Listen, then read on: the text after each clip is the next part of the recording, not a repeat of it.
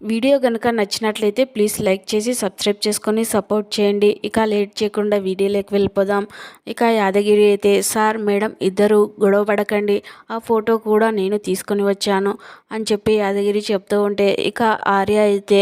అవునులే బాబాయ్, ఇప్పుడు టెక్నాలజీ బాగా ఇంప్రూవ్ అయింది కదా, ఎప్పుడైనా ఎవరి ఫోటోలైనా ఎలాగైనా ఎడిట్ చేయొచ్చు, ఇది ఒక ఫోటో ఒకసారి ఇవ్వు అని చెప్పి ఆర్య అడుగుతూ ఉంటాడు. ఇక యాదగిరి అయితే, ఇదిగోండి సార్ చూడండి అని చెప్పి ఇవ్వబోతూ ఉంటే, ఆర్య ఆ ఫోటో తీసుకుని అలా చూస్తూ ఉంటాడు.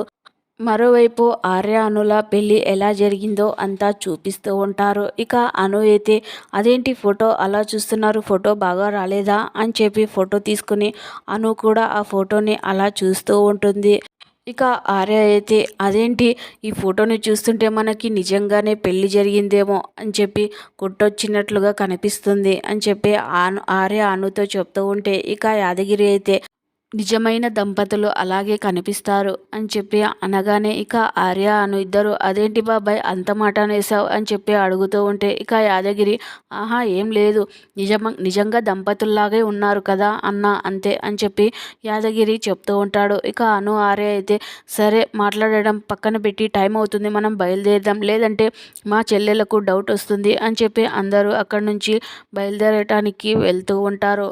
ఇక మరోవైపు రాకేష్ ఒక అమ్మాయితో అబ్బాయితో ఈ విధంగా మాట్లాడుతూ ఉంటాడు. ఎలాగైనా ఈ కపుల్ కాంపిటీషన్లో మీరే విన్ అవ్వాలి, ఆ ప్రైజ్ మనీ మీరే గెలుచుకోవాలి అని చెప్పి చెప్తూ ఉంటే, ఇక ఇద్దరు కలిసి, ఎందుకు సార్ ఈ కాంపిటీషన్కి మేమే ఎందుకు వెళ్ళాలి, మాకు ఇంకా పెళ్ళి కాలేదు కదా అని చెప్పి చెప్తూ ఉంటే, ఈ కపుల్ కాంపిటీషన్ మా అక్షయ అరేంజ్ చేస్తుంది, అందుకే అది మీరే గెలుచుకోవాలి, మీరు ఇలా చేస్తే మీకు ఎంత డబ్బు కావాలైనా నేనే ఇస్తాను అని చెప్పి రాకేష్ చెప్తూ ఉంటాడు. ఇక వాళ్ళిద్దరు కలిసి, సరే సార్ మీరు ఎలా చెప్తే అలాగే చేస్తాం, కానీ మేము ఇలా చేయడం వల్ల మీకు ఎందుకు ఏంటి లాభం అని చెప్పి అడుగుతూ ఉంటారు. ఎందుకంటే ఈ ప్రోగ్రాం అక్కీనే చేస్తుంది కాబట్టి, ఎలాగైనా నా మీద బెస్ట్ ఇంప్రెషన్ రావాలి, నన్ను ప్రేమించాలి, నా వలలో పడాలి అని చెప్పి రాకేష్ చెప్తూ ఉంటాడు. ఇక వాళ్ళిద్దరూ కలిసి, సరే సార్ మేము వెళ్ళి వస్తాం, మీరు ఎలా చెప్తే అలాగే చేస్తామని చెప్పి వాళ్ళిద్దరూ అక్కడి నుంచి వెళ్ళిపోతూ ఉంటారు. ఇక రాకేష్ మనసులో, చూడు జెండే, ఆ అక్కిని ఎలాగైనా నా ప్రేమలో పడేలా చేస్తాను, ఆ అక్కిని పెళ్లి చేసుకొని నేను ఎలా చేస్తానో నువ్వు చూస్తుండడం తప్ప నువ్వు ఏం చేయలేవు జెండే, మీ వంశాన్ని నాశనం చేస్తా, ఆ ఆర్యవర్ధాన్ని కుటుంబాన్ని ఆనవాళ్ళు లేకుండా చేస్తా, నువ్వు ఇంకా ఈ చూస్తూ ఉండడం తప్ప ఏమీ చేయలేవు అని చెప్పి రాకేష్ మనసులో అనుకుంటూ ఉంటాడు. ఇక మరోవైపు ఆర్య అను ఇద్దరు కలిసి ఆటోలో వెళ్ళబోతూ ఉంటే, శ్రావణి సంధ్య ఇద్దరు, అక్క నువ్వు జాగ్రత్తగా వెళ్ళాక మాకు కాల్ చే అని చెప్పి చెప్తూ ఉంటే, ఇక అను కూడా, మీరు కూడా జాగ్రత్తగా ఉండండి, టైంకి తిని చదువుకోండి అని చెప్పి చెప్తూ ఉంటుంది. ఇక శ్రావణి సంధ్య అయితే, శంకర్ గారు మా అక్కని చాలా జాగ్రత్తగా తీసుకుని వెళ్ళండి, అక్కడికి వెళ్ళాక మీరే చూసుకోవాలి, ఆకలేసినా కూడా అన్నం అడగని అంత మొహమాటం అక్కకి అని చెప్పి చెప్తూ ఉంటే, ఇక ఆర్య కూడా, అదేంట్రా మీరు అలా చూస్తున్నారు, మీరు కూడా ఏదో ఒకటి చెప్పండి అని చెప్పి ఆర్య అంటూ ఉంటే, ఇక ఆర్య తమ్ముళ్ళైతే, అన్నయ్య గౌరీ గారిని చాలా జాగ్రత్తగా చూసుకో, అవసరమైతే మీరు అందరూ కలిసి కట్టుగా ఇద్దరు కలిసి పని చేయండి అని చెప్పి చెప్తూ ఉంటే, ఇక ఆర్య అయితే, చెప్పమన్నది గౌరీ గురించి కాదు నా గురించి అని చెప్పి ఆర్య అంటూ ఉంటాడు. ఇక తమ్ముళ్ళిద్దరూ, నువ్వేంటన్నయ్య నువ్వు సూపర్ హీరో అని చెప్పి అంటూ ఉంటే, ఇక శ్రావణి సంధ్య కూడా, మీ అన్నయ్య సూపర్ హీరో అయితే మా అక్క సూపర్ హీరోయిన్ అని చెప్తూ ఉంటారు. ఇక అను అయితే, సరే సరే మీరు వెళ్ళండి, మేము జాగ్రత్తగానే వెళ్తాం లేండి, అవసరమైతే మీకు బాబాయ్ని కూడా తోడు రమ్మని చెప్పండి అని చెప్పి అను చెప్తూ ఉంటే, ఇక ఆరో తమ్ముళ్ళు అయితే, బాబాయ్ ఎందుకులేండి, మేము ఉన్నాం కదా మీ చెల్లెలను చూసుకోవటానికి అని చెప్పి అనగానే, అను అయితే చాలా కోపంగా చూస్తూ ఉంటుంది.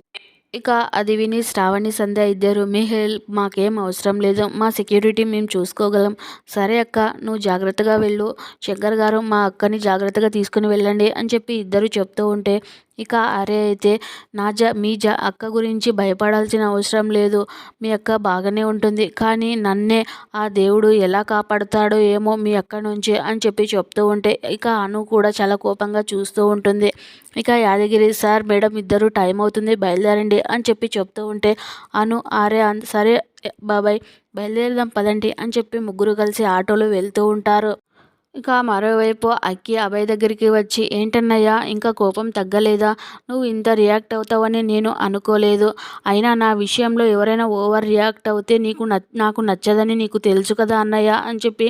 అక్కి అంటూ ఉంటుంది. ఇక అభయ్ అయితే, కరెక్టే అక్కి, నువ్వు చెప్పింది కరెక్టే, ఎవరి అభిప్రాయాలు వాళ్ళవి, కానీ నువ్వు రాకేష్ మీద అంత సీరియస్ అవ్వాల్సిన అవసరం లేదు అక్కడ అని చెప్పి చెప్తూ ఉంటాడు. ఇక అక్కి అయితే, అది కాదన్నయ్య, ఎందుకో రాకేష్ అంటే నాకు అంతగా నచ్చదు అని చెప్పి చెప్తూ ఉంటే ఈ అబ్బాయి కూడా, అవును నువ్వు అభిప్రాయాలు నేను గౌరవిస్తాను, కానీ అంత సీరియస్ అవ్వాల్సిన అవసరం ఎందుకు, ఫ్రెండ్ కూడా అంతే, ప్రతి చిన్న విషయానికి రాకేష్ మీద అనుమానంతో ప్రతిదానికి ఎంక్వైరీ చేస్తూ ఉంటాడు అని చెప్పి అబ్బాయి కోపంగా చెప్తూ ఉంటాడు. ఇక అక్కి అయితే, అన్నయ్య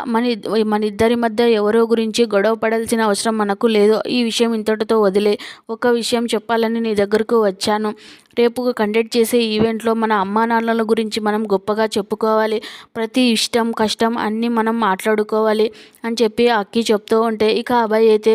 మన అమ్మా నాన్నలు ఎలా బతికారో, ఎంత ప్రేమగా బతికారో, ఎన్ని కష్టాలు పడ్డారో అన్నీ నా మనసుకు తెలుసు, అది ఎవరో జంటలో చూసుకోవాల్సిన అవసరం నాకు లేదు అని చెప్పి కోపంగా అక్కడి నుంచి వెళ్ళిపోతూ ఉంటాడు. ఇక అక్కి అయితే, ఈ ఈవెంట్కి నువ్వు వచ్చినా రాకపోయినా నేనైతే అమ్మ గురించి నాన్న గురించి వాళ్ళు ఎలా కష్టపడ్డారో, ఎలా ప్రేమించుకున్నారో, ఎలా బతికారో అన్నీ నేను చెప్పాలని అనుకుంటున్నాను అన్నయ్య అని చెప్పి అక్కి మనసులో అనుకుంటూ ఉంటుంది. ఇక మరోవైపు ఆర్యను ఇద్దరు ఆటోలో వెళ్తూ ఉంటే సడన్గా ఆటో ఆగడం చూసి అను, అదేంటి అప్పుడే రిసార్ట్ వచ్చిందా అని చెప్పి అడుగుతూ ఉంటుంది. ఇక యాదగిరి, లేదు మేడం, ఇక్కడ జెండే సార్ ఉన్నారు, అతను మీతో ఏదో మాట్లాడాలంట, రండి అని చెప్పి అనుని ఆర్య ఇద్దరిని జెండే సార్ దగ్గరికి తీసుకుని వెళ్తూ ఉంటాడు. ఇక జెండే వాళ్ళిద్దరిని చూడగానే అను ఆర్య తలదించుకొని, సార్ మేము చేస్తున్నది తప్పే, కానీ మా తమ్ముళ్ళ చదువు కోసం, తన చెల్లెళ్ళ ఫ్యూచర్ల కోసం ప్రైజ్ మనీ తీసుకోవాలని ఇలా చేస్తున్నాం, అంతేకాని మేమేదో తప్పు చేయాలని కాదు సార్ అని చెప్పి ఆర్య చెప్తూ ఉంటాడు. ఇక జెండే అయితే, అయ్యో నన్ను తప్పుగా అనుకోవద్దండి, ఈ విషయం మాట్లాడడానికి మిమ్మల్ని ఇక్కడికి రమ్మనలేదు, మీ ఇద్దరికి ఆల్ ద బెస్ట్ చెప్దామని వచ్చాను అని చెప్పి చెప్తూ ఉంటే ఇక ఆర్య అను ఇద్దరు చాలా సంతోషపడిపోతూ ఉంటారు. సార్, మమ్మల్ని అర్థం చేసుకున్నందుకు చాలా థ్యాంక్స్ సార్, మేము ఎలాగైనా తప్పుగా కపుల్గా ఉన్నాము, అంతేకాని నిజాయితీగా కాంపిటీషన్లో గెలుస్తామని చెప్పి ఆర్య చెప్తూ ఉంటే ఇక జెండే చేతిలో ఉన్న కవర్ని ఆర్యకి ఇస్తూ ఉంటాడు. ఇక ఆర్య, ఏంటి సార్ ఈ కవర్ అని చెప్పి అడుగుతూ ఉంటే ఇక జెండే, ఈ కాంపిటీషన్ మా అక్కినే కండక్ట్ చేస్తుందని మీకు తెలుసు కదా, ఆ ఇంటర్వ్యూలో ఏమేమి క్వశ్చన్లు ఏమేమి ఉంటాయో అన్నీ ఇందులో ఉన్నాయి, ఇవి మీరు చూసి కాంపిటీషన్ గెలుచుకోవచ్చు అని చెప్పి చెప్తూ ఉంటే ఇక ఆర్య, వద్దు సార్, వెనక్కి తీసుకోండి, ఎందుకంటే మేము నిజాయితీగా గెలవాలని అనుకుంటున్నాం, మాకిద్దరికి పెళ్ళి కాలేదు, అది తప్పే, కానీ ఈ కాంపిటీషన్లో మేము నిజాయితీగా అన్ని క్వశ్చన్స్కి ఆన్సర్ చెప్పి నిజాయితీగా గెలవాలి, ఆ డబ్బునే మేము నా తమ్ముళ్ళకి వాళ్ళ చెల్లెళ్ళకి ఇవ్వాలి అని చెప్పి ఆర్య చెప్తూ ఉంటే ఇక జెండే అయితే, మీ నిర్ణయం కరెక్టే, మీరు ఎలా అనుకుంటున్నారో అలానే చేయండి, కానీ ఒక్క విషయం, రేపు కపుల్ కాంపిటీషన్లో మీకు ఒక సర్ప్రైజ్, మా అక్కి కూడా ఆ సర్ప్రైజ్ చూసి చాలా సంతోషంగా ఫీల్ అవుతుంది అని చెప్పి జెండే చెప్తూ ఉంటే ఇక ఆర్య అను ఇద్దరు ఏంటి ఆ సర్ప్రైజ్ అని చెప్పి ఆలోచిస్తూ ఉంటారు. ఇక నెక్స్ట్ ఎపిసోడ్లో ఏం జరగబోతుందో తెలుసుకోవాలనుకుంటే ప్లీజ్ మన ఛానల్ని సబ్స్క్రైబ్ చేసుకోండి, లైక్ చేయండి, షేర్ చేయండి.